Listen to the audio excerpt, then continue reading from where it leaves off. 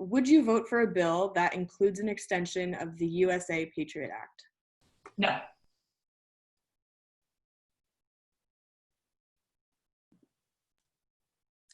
I'm not a politician. I haven't studied, I haven't been part of those conversations. And the platform I'm proposing is that I lead with my values, I lead with what I believe in, and then I make decisions based on data and science. So, off the top of my head, my inclination is that I would probably not, but I haven't looked in the detail. So I don't want to be rash. And this is something I want to say to people. I'm coming from the outside. I'm an epidemiologist who hasn't been in the political discourse to date. I would need to look at the evidence to see what are the benefits, what are the drawbacks, who's at risk, what are the unintended consequences. So that's not an answer maybe that you want, but it is one that is true to what I believe, which is basically values. And my value is that we need to shift the conversation on national security to be about global solidarity.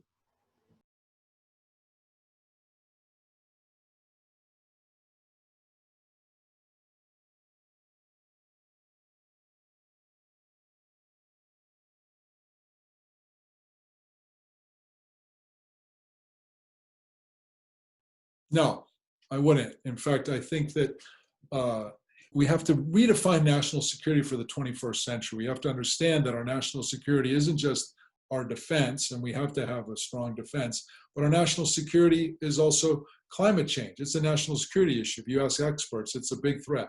Our national security is also investing at home. We are losing our competitiveness. We have to make sure that every young person has a high quality public education and has access to higher education. Our national security is tied now global pandemics. We need to have an approach that looks at how do we bring the world together, because to fight this coronavirus and future viruses, again, because of climate change. Our national security is also tied to global poverty, both poverty at home and abroad. We have to have a broader definition. The Patriot Act, we also have to be prepared for cybersecurity threats, but we shouldn't give up our civil liberties. We don't need to. We don't have to sacrifice our values in the name of national security. And I would not vote for an extension of that. There's no doubt that the United States has got to respect our freedoms. And when we are thinking about this administration and the sort of recklessness with which our president has thought about our national security here at home and around the world, I just think that Congress has got to do way more to step up and balance that out. That's just not something that I would support at this point. So this is a really close issue for me. So I've worked in the cybersecurity industry for quite some time. And I've actually created and built 2 companies employing hundreds of people in the cybersecurity world. And many times I've gone down to Washington to try to provide advice to Congress people and to senators about these issues, about not only security, but about privacy. It's a very hard thing for us to balance in this world, the information age and during the technology revolution, the rights of us as individuals to privacy with the need for public safety. I believe that the Patriot Act has led to some actions that should not have been taken. And I think we need to take a very close look at amending it. But I also believe that we do need to make sure that we can get information effectively to protect the people in the United States. So I don't believe that this is, again, a yes or no answer. It's important for us to take a look at the very specifics. It's important for us to continue to protect people's privacy. But we've got to recognize that increasingly the battlefield for this century is in the cyber world. And to some degree, we're going to have to share some information.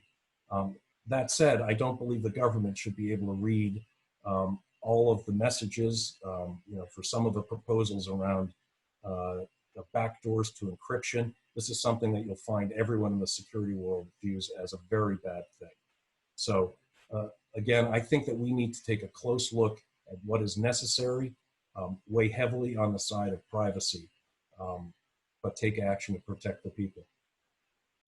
Yes, this is a good question, and I'm glad you raised this. No, the answer is no. The Patriot Act was developed in the immediate aftermath, as you know, of 9/11. It was intended to be a limited, time-limited, sunsetted provision.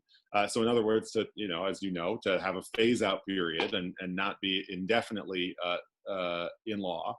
To respond to the immediate threat that we were told was facing the United States of America. That was almost 20 years ago now, and I just think it's what some folks were concerned about at the time, and it's come to pass, which is that a lot of these newfound invasions of privacy and intrusions were. They were sort of introduced as a Trojan horse. We were told that these were just time limited and necessary in the immediate term to respond to emergent threats. But in fact, this was just a way of shoehorning in a lot of ideas that troubled us for any number of reasons. And as a lawyer, as somebody who cares about civil rights, and as somebody who worked in law enforcement, I know that the provisions of the Patriot Act are just not necessary to maintain law enforcement and uphold people's rights at the same time. So no. That's a great question. We don't talk about that enough. That seems to have gone by the wayside, hasn't it? Look, there's no constitutional amendment that guarantees Americans' privacy, which is terrifying to think about.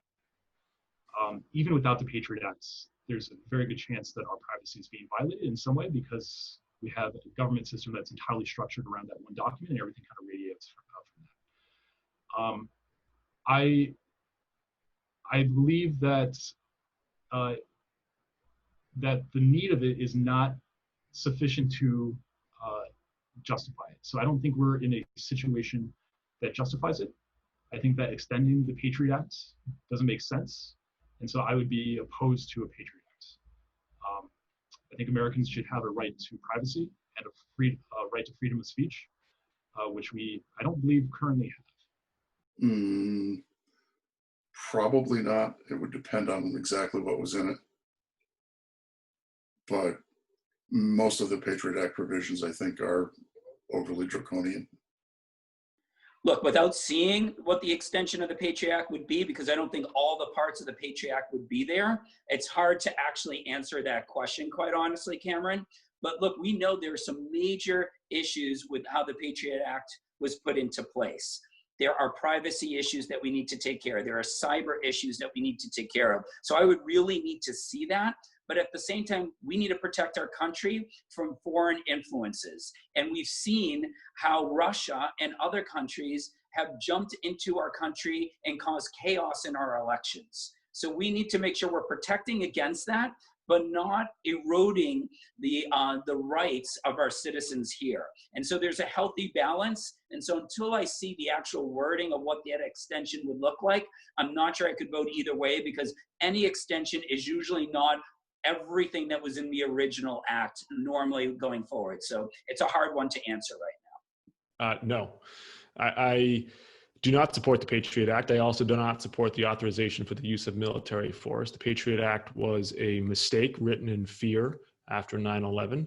The authorization for the use of military force was a mistake written in fear after 9/11. Both of them have caused the unsustainable overextension of American force overseas in countries where we do not have a strategic interest and where we have not, frankly, done any good. And the erosion of domestic civil liberties here at home. I don't want my government spying on me. I'm not willing to sacrifice security for liberty. And anybody who would try to make the claim that those two are in inherent tension, I think is not fit to be at the head of the federal government.